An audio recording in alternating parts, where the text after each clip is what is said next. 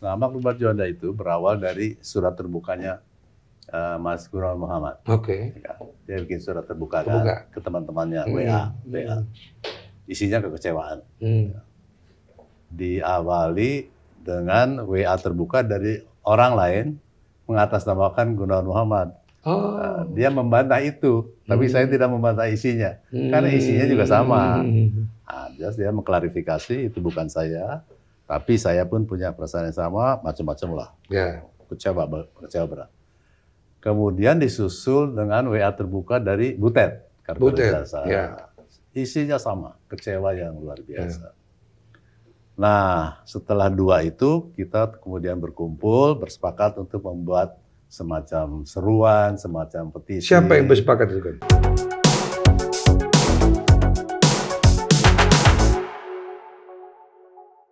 Kang Heri, kembali lagi. Setelah kita mengatakan Maklumat Juanda, ada isu nepotisme dan sebagainya, apakah memang, kalau menurut Kang Heri ya, Kang Heri kan ngalami 98, bahkan sebelum 98, memang ada nggak di dalam kehidupan sehari-hari kita, di luar kekuasaan politik pemerintah ini, bisa di perusahaan, di sekolah, di tetangga kita, misalnya, apa memang praktek ini memang masih ada ya? Atau memang hilang, sempat hilang ketika reformasi itu? Ya sempat hilang beberapa saat ya, sempat hilang. Ya zaman SBY ya boleh dikatakan nggak ada lah ya, kecuali di partainya sendiri. Oke. Ya, atau kelompoknya sendiri yang satu angkatan atau apapun ya itu. Tapi di misalnya rekrutmen ASN gimana? Rekrutmen ASN masih lah. Oke. Kemudian di daerah-daerah kan sudah mulai. Dari sejak zaman SBY sudah ada kan. Anaknya gubernur jadi bupati dan sebagainya. Tapi itu masih dalam batas toleransi karena prosesnya dilalui dengan baik. Ya kan? Tanpa ada memakai hukum tadi ya? Ya.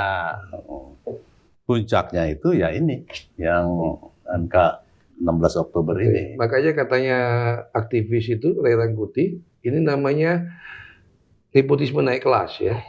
Dari nepotisme di level bupati wali kota ke gubernur sekarang jadi presiden.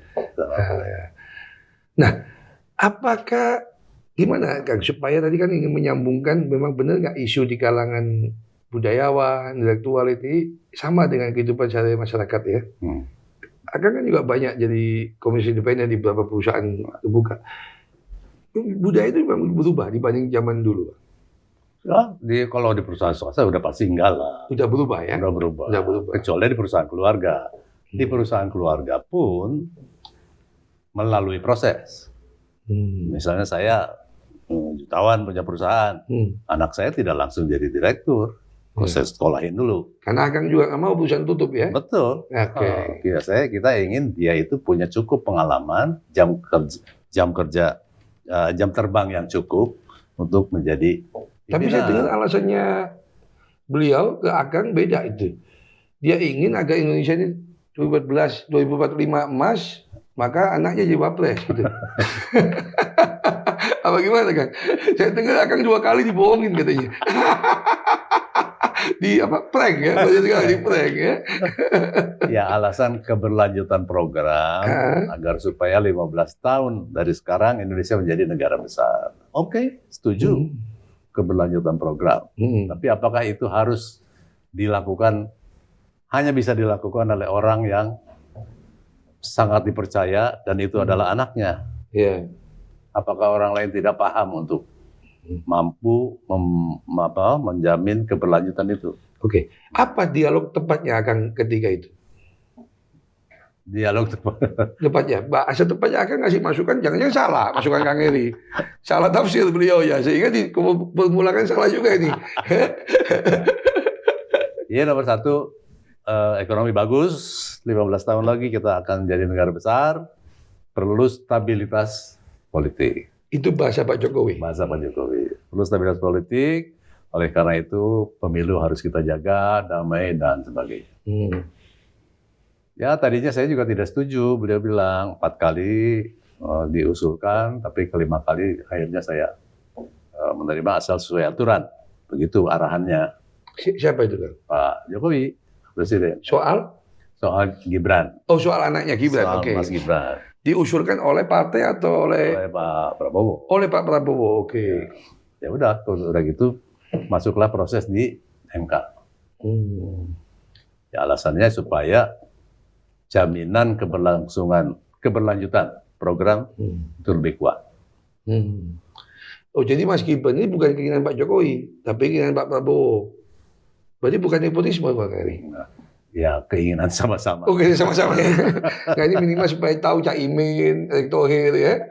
Bahwa ternyata Pak Prabowo dulu ngeprank juga ya. Ternyata inginnya Mas Gibran ya. Keinginan bersama. Keinginan bersama. Oke. Ya.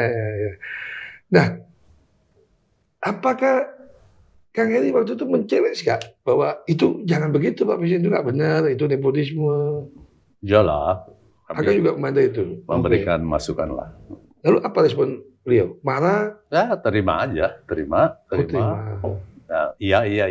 Tapi ya, kita nggak tahu. Gini kepanggil ya. Orang Jawa bilang gitu kan. Iya, tapi nggak dilakukan gitu kan. Gini kepanggil. Aduh. Bukan begitu. Mungkin beliau punya penasehat yang lebih canggih lah. Oke. Ini si Eri anak dari mana berani nasihatin presiden? Kalau lebih canggih saya kira nggak kan? Enggak ya. Lebih dipercaya. Lebih dipercaya. Akan nggak dipercaya. Nah, tapi paling tidak aku mewakili beberapa orang sudah memberikan masukan. Ya, dan tadi dia percaya bahwa akan cuma mewakili 12%. Ya itu kurang lagi. Kurang lagi. Jadi maklumat Juanda ini yang diinisiasi oleh tokoh-tokoh dan itu mengingatkan kita tentang kesadaran anti nepotisme dan bahaya-bahayanya buat negara ini, tapi ternyata mungkin dianggap terlalu kecil. Mungkin, sangat mungkin. Bagaimana upaya supaya ini nggak kecil? Begini, kita harus menyadarkan kita semua dan masyarakat bahwa ini bukan masalah kecil. Oke. Bukan masalah kecil. Jadi saya ingin menggambarkannya begini. Tanpa ada urusan nepotisme ini pun, kita sekarang ini menghadapi ketidakpastian global. Ya kan, disrupsi teknologi, kemudian geopolitik dan sebagainya. Yang kita nggak tahu nih arahnya kemana, ujungnya di mana, kapan perubahan itu akan datang. Itu aja kita udah pusing, ya kan? Maksudnya kita solid kan. Berarti secara global sebenarnya kita nggak baik-baik aja ya? Nggak baik-baik aja. Kita banyak yang harus kita siapkan untuk menghadapi itu semua. Nah, tiba-tiba kita dihadapkan pada masalah ini. Menurut kita masalah, menurut beliau mungkin bukan. Tapi menurut kami ini masalah besar. Karena tanpa demokrasi yang sehat. Atau beliau curiga, Akang ini punya agenda politik, bukan soal nepotismenya. Enggak. Karena menolak Prabowo, menolak Mas Gibran. Atau nggak percaya sebaliknya. Mestinya enggak lah ya. Enggak ya? Aku aktivis anti korupsi aja. Bukan orang politik. Bukan orang politik ya? Iya. Nggak pernah punya kartu anggota ya? Dulu pernah Golkar. Dulu ya?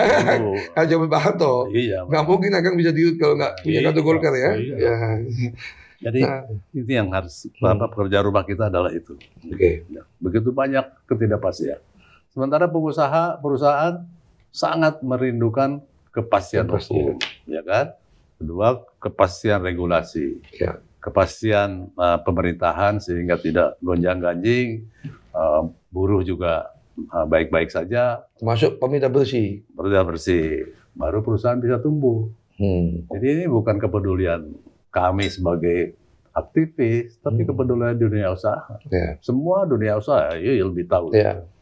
Merindukan itu kan, kepastian. Ya, katanya teman-teman kan tahun ini mungkin kita diskusi tentang perubahan bisnis model. Tahun depan itu sudah kenyataan bisnis model berubah. Nah, salah satu bisnis model berubah itu menuntut menghilangkan semua high cost ekonomi. Betul.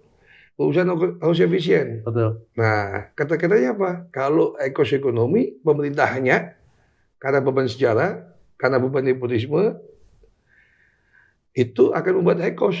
Betul. Nah, perusahaan nggak akan mampu survive. Betul sekali. Jadi gambaran lainnya adalah begini. Dalam kemajuan teknologi seperti sekarang, di mana tatap muka semakin jarang, Ya. maka modal utama kita adalah trust, kepercayaan. Kepercayaan hanya akan muncul kalau ada transparansi dan keyakinan masyarakat bahwa pemerintah bersih. Bersih itu artinya lepas dari korupsi, kolusi, nepotisme. Nah, ketika itu ada, maka trust muncul. Trust muncul, maka semua bisnis bisa berjalan dengan baik. Dengan baik. Semakin kurang tatap muka, semakin banyak trust atau kepercayaan Akan terbentuk ya. saling percaya itu terbentuk dan menjadi syarat. Berarti ini Pak Jokowi harus dengar ini, Kang Heri. Ya. Karena sebetulnya ide ini sejalan dengan keinginan Pak Jokowi untuk mewujudkan Indonesia emas. Ya, Indonesia emas itu harus begini, harus anti KKN, ya kan? Harus pemindahan bersih, harus tidak hekos ekonomi, ya kan? Jalannya beda karena karat emasnya beda kali. Dia punya jalan sendiri. Gitu ya. Ini memang unik Pak Jokowi ini ya. Unik. Banyak elit politik Indonesia stres ya, tidak bisa memahami langkah Pak Jokowi. Kalau bahasa elit katanya, kalau menemani Pak Jokowi itu ibarat menemani Pak Jokowi di pinggir jurang katanya gitu ya. Jangan kita temani Pak. Kang Heri dipanggil terus, makanya nggak masuk-masuk. Jago lah. Jago ya. Jago. Tapi sayang kalau jagonya itu justru tidak untuk kebaikan rakyat. Betul. Itu yang harus kita ingatkan terus ya. Tidak seperti harapan kita ketika dia mulai menjadi presiden di periode pertama ya. Betul. Itu harapan kita tinggi sekali. Iya, waktu pertama itu kan luar biasa Pak Heri. Simbolnya itu naik andong dari Bundaran HI ya menuju ke istana. Dan saya dengar itu katanya PSB menunggu sampai 3 jam itu. Saking banyak rakyat. Sehingga andong itu jalannya pelan-pelan ya. Jangan sampai beliau nanti keluar istananya dilepas dengan jalan kosong gitu ya. Itu sangat sayangkan. Tapi ada teman saya yang kantornya di Tamrin menyaksikan itu. Menurut dia dari saat itu juga dia udah mimpi jadi raja katanya.